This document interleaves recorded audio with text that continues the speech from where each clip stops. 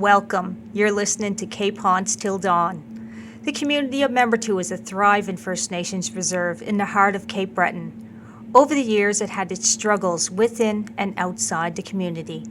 Now it's grown to be one of the most successful reserves across Canada, and just like every other community, it has its ghost stories. The first story is from the community daycare, the Wallace Bernard Memorial Centre, which was built and opened in the late 80s. Over the years, the daycare staff had strange experiences with unexplained noises and a mysterious little girl who wanders the center.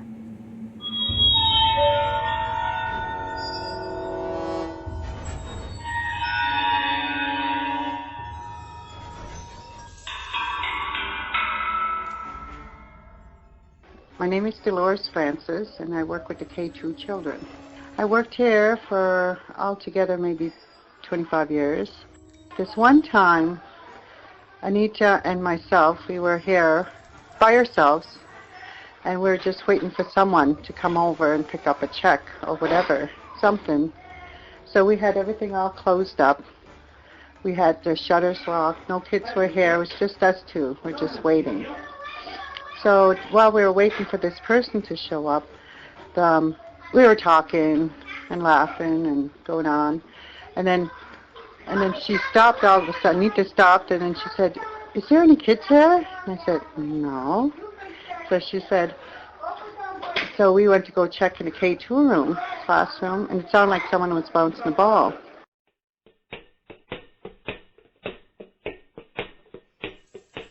So we knew there was nobody here.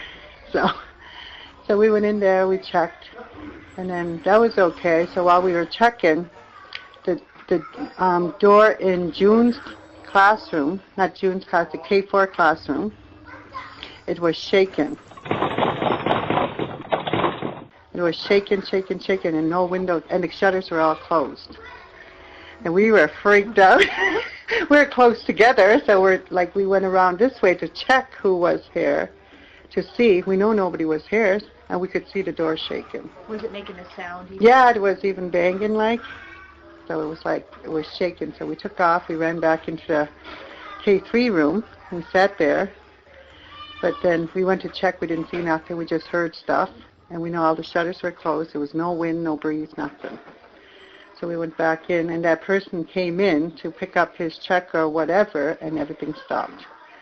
But sometimes I came in, when I was leaving the class, I'd hear one of the toys go off, like a dinosaur toy or something, and the girl said, "We don't have a dinosaur toy." Or the computers would go on. But we don't really notice stuff like that, but after a while, when you think of it.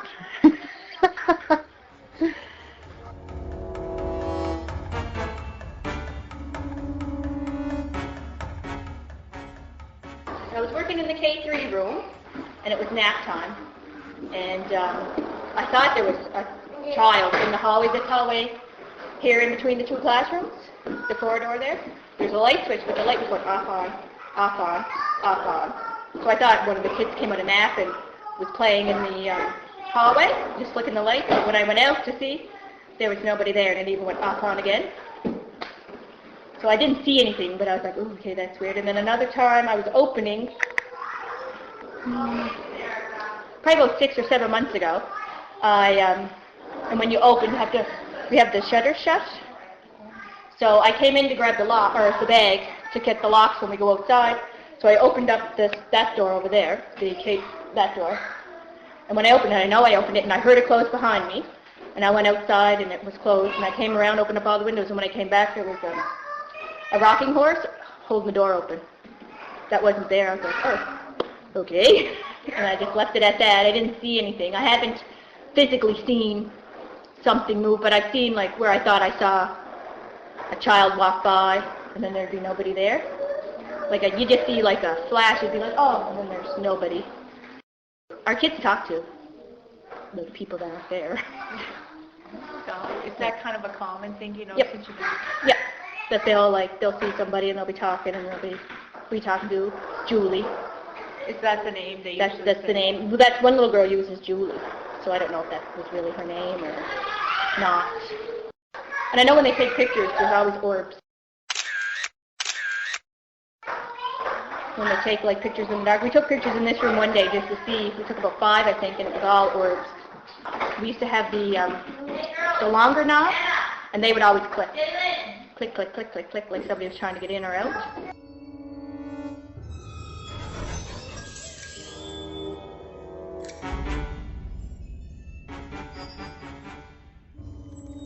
I'm Lisa McPherson. I'm a substitute teacher at Wallace Bernard Daycare. I had one of the K2 girls here one day, and she was talking to somebody.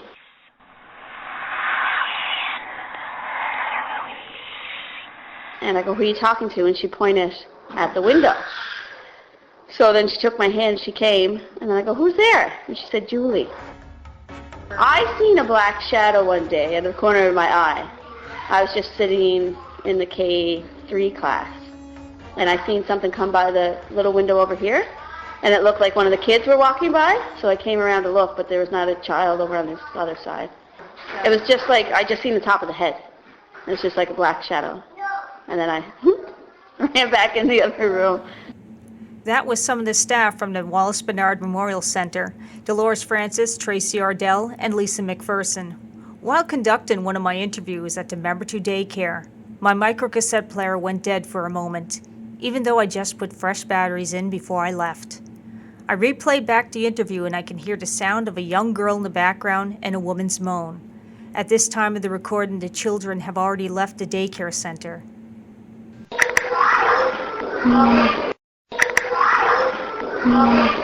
These next two stories take place at the Membertou Band office. Lynn Wells from the Membertou Finance Department and Jojo Pike from Environmental Services.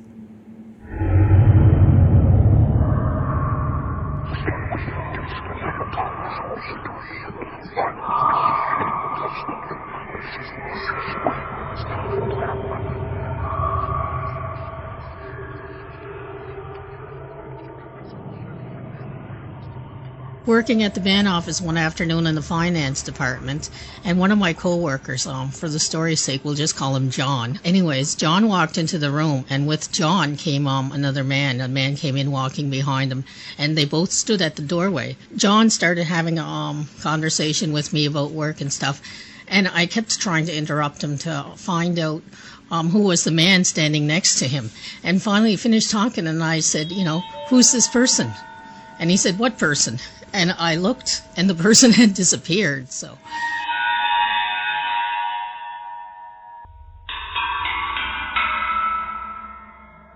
It was a tall, skinny native man with a long black trench coat on, black boots, he had a black hat on, and he had long black hair. I could see him very clearly while I was looking at John, but when I turned to look at him directly, he just disappeared, as if he hadn't even been there. And John did not see him at all. I can hear his footsteps as he walked up. I used to work at the band office on the weekends by myself or with another co-worker, but there were a couple of times where I'd be there with somebody and they'd leave the building for a few minutes to go to the store or something like that, and I'd hear footsteps and I'd hear people walking up and down the hallways while they were gone. A couple of times I actually went out to greet them because I heard the door open and I heard footsteps walking towards my door, so I stood up to greet the person, and there was no one there. And all the doors were locked. I was actually alone in the building. There was no way anybody could have entered.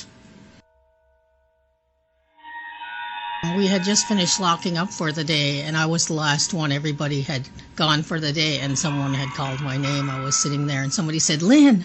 And I turned around, and I said, who's there? And then I looked down the stairs. There was no one there. There was no one down the hallway, so I continued working again. Then I heard it again, hey, Lynn! But the voice didn't come from anywhere. It came from right behind my head, like somebody had been standing right behind me and said my name, but I was alone. I looked outside, and everybody was in the parking lot. There was no one in the building but me.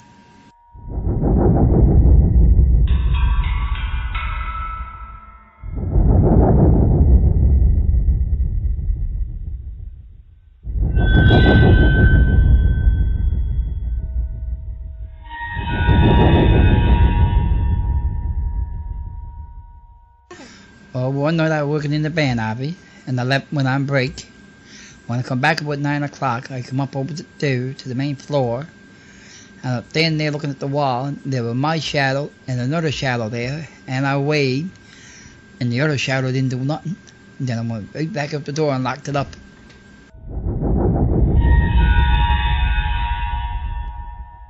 A big person, you know, I don't know who it was, man or woman, a big dark shadow. My shadow was there, and their shadow was there. And I waved, the other shadow didn't wave. Right on the wall. Then all of a sudden, it went away.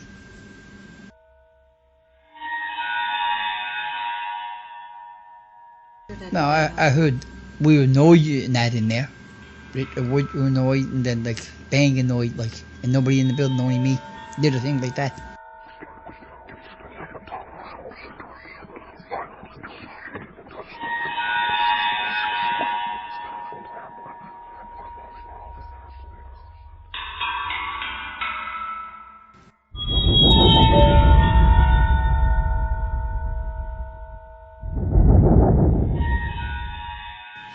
I was working late, like I usually did.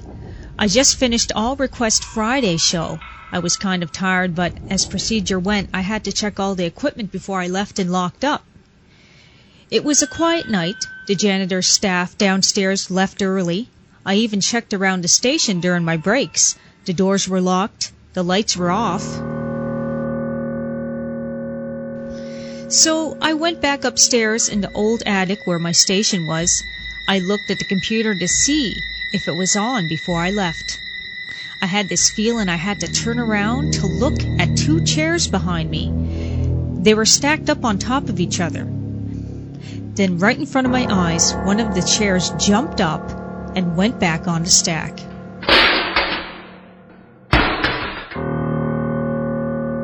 My heart was throbbing. I thought maybe I was seeing things because I was tired.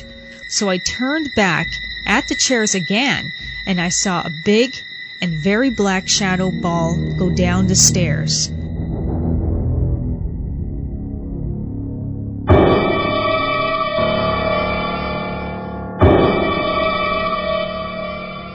That's when I knew what I saw wasn't my imagination. I was working late again, and I had this little lamp on my desk, so I went downstairs to go to the washroom, and then when I got out, I went back up the stairs, towards the stairs, and the station downstairs was dark, and everyone was gone again, and I was just on my way to go through the door. When I realized how dark it was, the stairs looked very dark. I figured maybe the lights might have went out. I started walking up the stairs. As I walked up, I felt like there was feathers touching my face, but it was dark, so I couldn't see. As I got further, it felt like someone was right behind the back of my neck. I could feel the back of my hair stand up.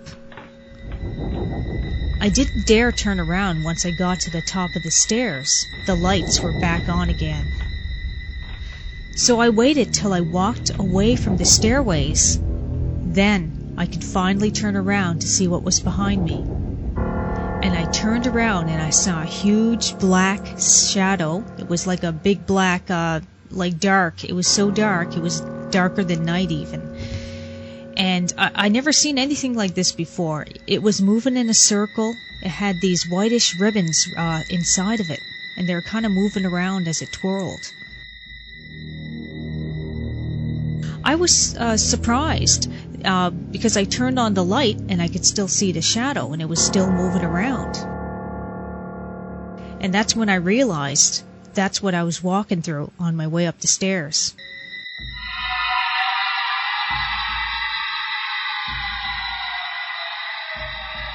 It was Halloween night, and I was doing one of my Halloween specials.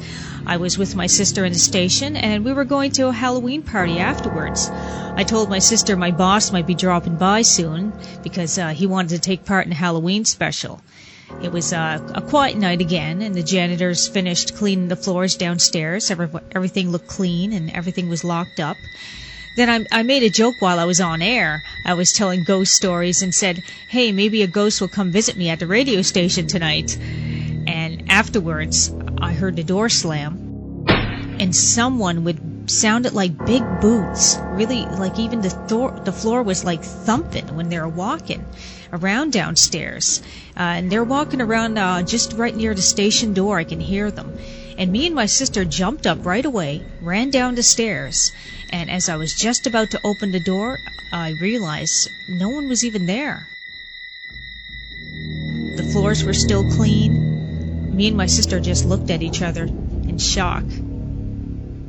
That's when I knew I had my visit from a ghost. And that's my stories. I'll let you decide what you believe. Happy Halloween, everyone.